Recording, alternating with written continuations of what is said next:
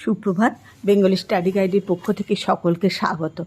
আজ তোমাদের রবীন্দ্রনাথ ঠাকুরের লেখা সোনারতরী কাব্যগ্রন্থের অন্যতম কবিতা সোনারতরী নিয়ে আলোচনা করব। গগনে গরজে মেঘ ঘন বরষা, কুলে একা বসে আছি নাহি ভরসা। রাশি রাশি ভাড়া ভাড়া ধান কাটা হলো সারা, ভরা নদী খুঁড়ো ধারা খর পরশা। কাটিতে কাটিতে ধান এলো বরষা। একখানি ছোট ক্ষেত আমি একলা, চারিদিকে বাঁকা জল করিছে খেলা। পরপারে দেখি আঁকা তরু ছায়া মসি মাখা, গ্রামখানি মেঘে ঢাকা প্রভাত বেলা। এ পারেতে ছোট ক্ষেত আমি একলা, গান গেয়ে তরিবে কে আসে পারে। দেখে যেন মনে হয় চিনি উহারে, ভরা পালে চলে যায় কোনো দিকে নাহি চায়। ঢেউগুলি নিরুপায় ভাঙে দুধারে, দেখে যেন মনে হয় চিনি উহারে। ওগো তুমি কোথা যাও কোন বিদেশে, বারেক ভেরাও তরি কুলেতে এসে। যেও যেথা যেতে চাও যারে খুশি তারে দাও, শুধু তুমি নিয়ে যাও ক্ষণিক হেসে আমার সোনার ধান কুলেতে এসে। যত চাও তত লও তরণী পরে, আর আছে আর নেই দিয়েছি ভরে। এত কাল নদী কূলে জাহালয়ে ছিনু ভুলে, সকলই দিলাম তুলে থরে বিথরে। এখন আমারে লহ করুণা করে, ঠাঁই নাই ছোট সে তরি, আমারই সোনার ধানে গিয়েছে ভরি। শ্রাবণ গগন ঘিরে ঘন মেঘ ঘুরে ফিরে, শূন্য নদীর তীরে রহিনু পড়ি। যাহা ছিল নিয়ে গেল সোনার তরী। সোনারতরী কাব্যগ্রন্থের প্রথম কবিতা সোনারতরী। কবিতাটির রচনাস্থান শিলাইদহ বোটে। রচনাকাল 1298 সালে ফাল্গুন মাস। জমিদারি দেখাশোনার জন্য কবি সুদীর্ঘকাল পদ্মার আতিথ্য গ্রহণ করেছিলেন। দিনের পর দিন মাসের পর মাস তিনি ঘুরে বেরিয়েছেন উত্তরবঙ্গের নদীতে বোটে চড়ে। দেখেছেন দুপাশের প্রকৃতির অফুরন্ত রূপ আর মানুষের কোলাহল। কবি তাঁর স্বভাবসুলভ দার্শনিক চেতনায় সেই সব উপভোগ করেছেন। এই পটভূমিতে রচিত হয়েছে অজস্র ছোট গল্প ও কবিতা এবং ছিন্ন পত্রাবলী। এই সময়কার কাব্য ফসল সোনারতরী। ঘন বর্ষায় আকাশ মেঘাবৃত, মেঘের গুরুগর্জন, কুলপ্লাবনী, নদীর উন্মত্ত জলধারা। সেখানে ছোট একটি ক্ষেতে ধান কাটার নিরত এক নিঃসঙ্গ কৃষক বসে আছে একাকী নদীকূলে। চারিদিকে রাশি রাশি ভারে ভারে ধান কাটা শেষ হয়েছে। ভরা নদী খরস্রোতে বয়ে চলেছে। ধান কাটতে কাটতেই বর্ষা এসে গেছে। একটি ছোট ক্ষেতে একলা বসে কৃষক তার চারদিকে বাঁকা জলের খেলা দেখছে। পরপারে দৃষ্টি দিয়ে কৃষক দেখেন গাছের ছায়াতে অস্পষ্ট মেঘে ঢাকা অন্ধকারাচ্ছন্ন গ্রাম। তখন ভোরবেলা। ছোট ক্ষেতে কৃষকরূপী কবি একলা বসে। কৃষকের মনে হয় কোনো একজন গান গেয়ে গেয়ে নৌকা বেয়ে আসতে থাকে এবং তিনি যেন তাকে চেনেন। কিন্তু হাওয়া ভরা পালে কোনো দিকে না চেয়েই নৌকা নিয়ে চলে যায় সে। নৌকার চলার গতিতে অসহায়ের মতো নদীর ঢেউগুলো দুধারে ভেঙে পড়ে। নৌকার চালককে দেখে কৃষকের মনে হয় তিনি যেন তাকে চেনেন। কৃষক সেই নৌকার মাঝিকে ডাক দিয়ে জানতে চায় সে কোন বিদেশে কোথায় যাচ্ছে। সে যেন অন্তত একবার তার নৌকাকে কূলে ভিড়িয়ে দেয়। তারপর সে যেখানে যেতে চায় যাবে। তাঁর সোনার ধান যেন কূলে এসে মাঝি নিয়ে যায়। কৃষকের অনুরোধে সাড়া দেয় মাঝি। কৃষকের সারা জীবনের সমস্ত সম্পদ মাঝির নৌকায় থরে থরে সাজিয়ে দেয়। শেষে কৃষক অনুরোধ করে, মাঝি যেন করুণা করে কবিকে তুলে নেয়। মাঝি কৃষকের অনুরোধ প্রত্যাখ্যান করে। কৃষক বোঝে সেই ছোট নৌকায় আর কোনো স্থান নেই, তার দেয়া সোনার ধানে তা পূর্ণ হয়েছে। ফলে কৃষকের সেখানে স্থান হলো না একটিও। শ্রাবণ মেঘের ঘন গতাগতির মধ্যে শূন্য নদীর তীরে আকাশের নিচে সেই কৃষক সর্বরিক্ত হয়ে একাকী রইল। গগনে গরজে মেঘ ঘন বরষা, আশ্চর্য ধ্বনি মাধুর্যময় শব্দ সমাবেশে বর্ষার একটি অপরূপ চিত্রকল্প এই অংশটির সাহায্যে উপস্থাপিত হয়েছে। সেই সঙ্গে একটি বিষাদময় সঙ্গীত মুখরতা ধ্বনিত হয়েছে এই চরণটিতে। আকাশে মেঘ গর্জন, পরিপূর্ণ বর্ষাকাল। আজীবন রবীন্দ্রনাথ বর্ষার চির অনুরাগী এবং বর্ষার চিত্রসঙ্গীত রচনায় তিনি সিদ্ধহস্ত কবি। তাঁর প্রকৃতি বিষয়ক কবিতা ও গানের মধ্যে বর্ষার প্রাধান্যই বেশি। এই কবিতায় বর্ষণমুখর এক শ্রাবণ দিনের রূপচিত্র গাঢ় বর্ণরেখায় চিত্রিত। কূলে একা বসে আছি, নাহি ভরসা। মেঘগর্জন ও বর্ষণমুখর শ্রাবণ আকাশের নিচে বন্যাপ্লাবিত নিঃসঙ্গ নদী তীরে শস্য শেষ ক্ষুদ্র ক্ষেতের কিনারে বসে আছে একক কৃষক।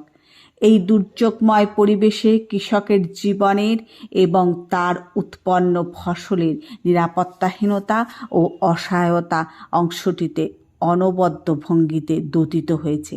এই রূপক দোতনার মর্ম গভীরে মর্মরিত হয়ে উঠেছে যে বেদনার মর্মবাণী, তা হল বর্ণিত কৃষকটি ব্যক্তি মানুষ এবং শিল্পী মানুষের রূপক। সে একনিষ্ঠ কৃষকের মতো নানা বিরুদ্ধ পারিপার্শ্বিকতার মধ্যে তার কর্মসাধনা ও শিল্প সাধনার মধ্যে থাকে নিমগ্ন। প্রতি মুহূর্তে বিপন্ন হয়ে পড়ে তার জীবনের অস্তিত্ব এবং তার কর্মসাধনা। তবু সে বিরত হয় না তার জীবনপণ সাধনা থেকে। চরণটিতে তার নিঃসঙ্গতার বেদনা এবং অনাগত বিপদাশঙ্কা উদ্ভাসিত হয়েছে। রাশি রাশি ভাড়া ভাড়া অফুরন্ত সোনার ধান, যা কর্মসাধক ও শিল্প সাধকের অক্লান্ত সাধনার সফলতার রূপক। ধান কাটা হলো সারা। বর্ষাকাল সাধারণত ধান চাষের সময়, ধান কাটার সময় নয়। কিন্তু পদ্মার তীরবর্তী চরগুলিতে বর্ষাকালে এক ধরনের ধান পাকে, তার নাম জলি ধান। রবীন্দ্রনাথ তখন ছিলেন পদ্মার বোটে। সে বছর বন্যা কবলিত পদ্মার তীরবর্তী চরের ধান বিনষ্ট হয়ে যাবার আশঙ্কায় সে কাঁচা পাকা ধান বাধ্য হয়ে কেটে ফেলত। সেই ধান কাটার কথা অংশটিতে বর্ণিত হয়েছে। ভরা নদী ক্ষুরো ধারা, বন্যা উন্মত্ত পদ্মার স্রোত অত্যন্ত তীব্র। সে অঞ্চলের মাঝিদের ভাষায় নতুন বর্ষায় পদ্মার খুব ধার হয়েছে। প্লাবন উন্মত্ত পদ্মার তীব্র জলস্রোত এখানে সাধকের প্রতিকূল পারিপার্শ্বিকতার ইঙ্গিতবহ। খড় পরশা, খড় বা ধারালো পর্শজার, অর্থাৎ প্রখর স্রোতযুক্ত পদ্মা। কাটিতে কাটিতে ধান এলো বরষা। বলা বাহুল্য, বর্ষাকালে কাটা এই ধানের নাম জলি ধান। আসন্ন প্রবল বন্যার আশঙ্কায় চাষিরা কাঁচা পাকা ধান কাটতে বাধ্য হয়েছিল সে বছর। সেই বেদনাময় দুর্যোগের স্মৃতি কবি মানসে সঞ্চিত হয়েছিল, তাই এখানে শব্দচিত্রটি অঙ্কনে হয়েছে সহায়ক এবং তা শ্রাবণ দিনে এক দুর্যোগময় পরিবেশে ধান কাটার দৃশ্যের রূপ চিত্রিত হয়েছে। একখানি ছোট ক্ষেত, আমি একলা। পদ্মা তীরবর্তী ক্ষুদ্র ক্ষেত্রটিতে নিঃসঙ্গ কৃষক ধান কাটার অবসানে তার ফসলের নিরাপত্তা চিন্তায় ব্যাকুলিত হয়েছে। সেই সঙ্গে সে তার এবং তার ফসলের উদ্ধারকারীর আবির্ভাবের জন্য প্রতীক্ষাকাতর। একখানি ছোট ক্ষেত, আমি একেলা। পদ্মার তীরবর্তী ক্ষুদ্র ক্ষেত্রটিতে নিঃসঙ্গ কৃষক ধান কাটার অবসানে তার ফসলের নিরাপত্তায় চিন্তায় ব্যাকুলিত হৃদয়। সেই সঙ্গে সে তার এবং তার ফসলের উদ্ধারকারীর আবির্ভাবের জন্য প্রতীক্ষা কাতর। ছোট ক্ষেত হল মানুষের জীবনের কর্মক্ষেত্র। সেখানে সে একনিষ্ঠভাবে তার কর্মসাধনায় থাকে নিরত। তার সেই কর্মসাধনা হল কোনো নতুন সৃষ্টির সাধনা, সোনার ধান ফলানোর সাধনা। রবীন্দ্রনাথের মতে মানুষ সমস্ত জীবন ধরে ফসল চাষ করছে। তার জীবনের ক্ষেতটুকু দ্বীপের মতো, চারিদিকেই অব্যক্তের দ্বারা বেষ্টিত।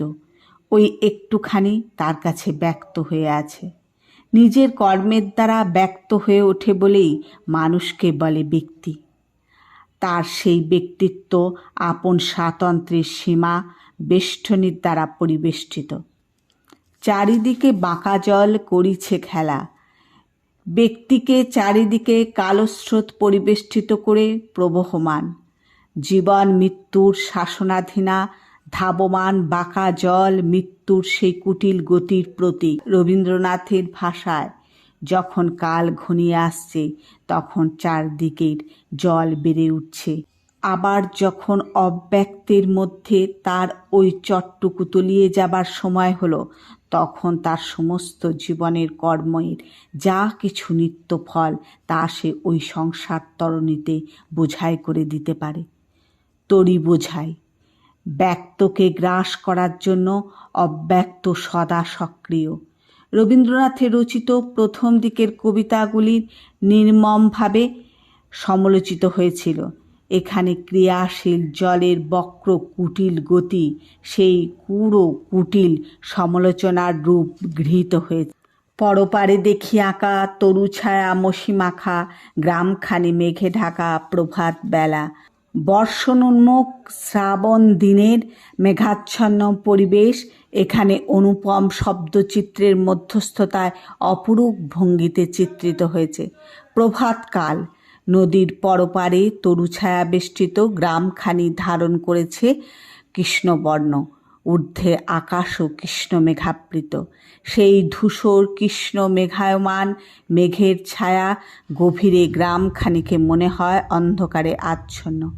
কবির সৃষ্টি মানব সমাজের উদ্দেশ্যে নিবেদিত, কিন্তু সেই লোকালয় মেঘাচ্ছন্ন, অর্থাৎ তার সৃষ্টির প্রতি লোকালয় যথেষ্ট সংবেদনশীল নয়, বলা যায় প্রতিকূল। তরু ছায়া মসিমাখা, এখানে ছায়া শব্দটি আলোকহীনতার প্রতিভাস, অন্ধকার রূপের উদ্ভাসের দ্যোতক। গান গেয়ে তরিবে কে আসে পারে, গান গেয়ে তরিবে আগমনরত কাণ্ডারী হলেন কালের অধীশ্বর, কালের দেবতা মহাকাল। তিনি বিশ্ব চরাচরের সৃষ্টি স্থিতি প্রলয়ের প্রতি সম্পূর্ণ উদাসীন নির্বিকার। সোনারতরীতে তার আগমন ভঙ্গির মধ্যে সেই ঔদাসীন্য ও নির্বিকতার ভাব প্রতিভাসিত। দেখে যেন মনে হয় চিনি উহারে। নবাগত তরণীর কাণ্ডারী কবির সম্পূর্ণ অপরিচিত নয়। কবির ভাষা অনুসারে কাজ করতে করতে ফসল জমা হইতে হইতে এমন দিন আসিয়া পড়ে যখন বুঝিতে পারি এ ফসল আমি কোথাও সঙ্গে লইয়া যাইতে পারিব না। এ সমস্তই আমাকে দেয়া যাইতে হইবে। কাহাকে দেয়া যাইব তাহাকে চিনি এবং চিনি না। সে আমাকে মুগ্ধ করেছে কিন্তু ধরা দেয়নি। সোনারতরীর কাণ্ডারী প্রকৃতপক্ষে একাধারে জীবন দেবতা এবং বিশ্বদেবতার প্রতিভাস। এখনও তার পূর্ণরূপ প্রকটিত হয়নি। এখনও তিনি পরিচয়ে ও অপরিচয়ে মেশা এক রহস্যময় চরিত্র। তিনি কালের ভাণ্ডারীও। সকল স্বর্ণপম সৃষ্টি সম্ভার তার ভাণ্ডারেই সংরক্ষিত হয়। ঢেউগুলি নিরুপায় ভাঙে দুধারে। এখানেও সেই কালের দেবতার বজ্র কঠিন নিরাশক্তি প্রতিভাসিত। ওগো তুমি কোথা যাও কোন বিদেশে, এই চিত্রকল্পটি রবীন্দ্রনাথের বহু গানে ও কবিতায় অত্যন্ত দেখা যায়। কখনো তিনি উদাসিনী বেশে বিদেশিনী রূপে, কখনো তিনি বিদেশি নায়ের নাবিক রূপে কবির কল্পলুকে আবির্ভূত হয়েছেন। সোনার তরীর এই কাণ্ডারি কবির সৃষ্টি সম্ভারকে বিশ্বলোকের উদ্দেশ্যে বহন করে নিয়ে যাবেন, এই হলো কবির এই পর্বে স্থির বিশ্বাস। শুধু তুমি নিয়ে যাও ক্ষণিক হেসে আমার সোনার ধান কুলেতে এসে। নিজের সৃষ্টির সফলতা সম্পর্কের কবির সুদৃঢ় আস্থালাভ। সোনার তরীর কাণ্ডারি তার সৃষ্টির জগৎ থেকে তার অমূল্য সৃষ্টি সম্ভার তার সোনার তরীতে তুলে নিয়ে যাত্রা করবেন মানব জগতের উদ্দেশ্যে। বিশ্ব মানবের হৃদয়ের রসলোকে পূর্ণ মূল্যায়ন হবে তার সৃষ্টি সম্ভারে। স্মরণীয় সোনার তরীর কাণ্ডারি একাধারে কবির জীবন দেবতা ও বিশ্ব দেবতা। তিনি তার সৃষ্টির কর্মশালা এবং বিশ্বজগতের মধ্যে সৃষ্টি করবেন সংযোগের সেতু বন্ধন। তিনি তার সৃষ্টি সম্ভারকে কালোত্তীর্ণতার জগতে উত্তীর্ণ করে দেবেন, কারণ মূল্যহীনেরে সোনা করিবার পরশ পাথর হাতে আছে তার। এতকাল নদীকূলে যাহা লয়েছিনু ভুলে, সকলে দিলাম তুলে থরে বিথরে, এখন আমারই লহ করুণা করে। স্রষ্টা মানুষ অর্থাৎ কবি তার সমস্ত সৃষ্টি সম্ভার তুলে দিলেন বিশ্বদেবতার সোনার তরীতে। এতকাল তার সৃষ্টি ছিল তার অধিকারগত, কিন্তু বিশ্বদেবতার হাতে সমর্পিত হবার সঙ্গে সঙ্গে তা হয়ে গেল সমস্ত বিশ্ব মানবের। তার সঙ্গে তার ব্যক্তিগত সম্বন্ধ বন্ধন চিরবিচ্ছিন্ন হয়ে গেল। সেই বন্ধন নিজত্বের বন্ধন। এই মুহূর্ত থেকে তা সম্পূর্ণ অস্বীকৃত হলো। সৃষ্টির মধ্যেই স্রষ্টা বাস করেন, সৃষ্টির মধ্যেই স্রষ্টার পূর্ণ পরিচয়। তাই স্রষ্টা এবং তার সৃষ্টি এক অচ্ছেদ্য নিবিড় বন্ধন থেকে বন্দী। আজ সেই অচ্ছেদ্য বন্ধন ছিন্ন হলো। বেদনা ভারাক্রান্ত হৃদয়ে কবিকে এই বিচ্ছেদ বেদনাকে স্বীকার করে নিতে হলো। এখন আমারে লহ করুণা করে। কবির সৃষ্টি আজ অভিষেক হলো অমরত্বের সিংহাসনে, কিন্তু কবির ব্যক্তিসত্তা হলো অস্বীকৃত উপেক্ষিত। এখানেই ব্যক্তি মানুষের ট্র্যাজেডি। তার সৃষ্টি কাল উত্তীর্ণতার জগতে উত্তীর্ণ হয়, অথচ স্রষ্টা মানুষকে সীমার বন্ধন মৃত্যুর বন্ধনকে স্বীকার করে নিয়ে অবহেলিত হয়ে পড়ে থাকতে হয় মাটির পৃথিবীতে। এই প্রসঙ্গে কবি বলেছেন, সংসার সমস্তই নেবে, একটি কণাও ফেলে দেবে না। কিন্তু যখন মানুষ বলে ওই সঙ্গে আমাকেও নাও, আমাকেও রাখো, তখন সংসার বলে তোমার জন্য জায়গা কোথায়, তোমাকে নিয়ে আমার হবে কি?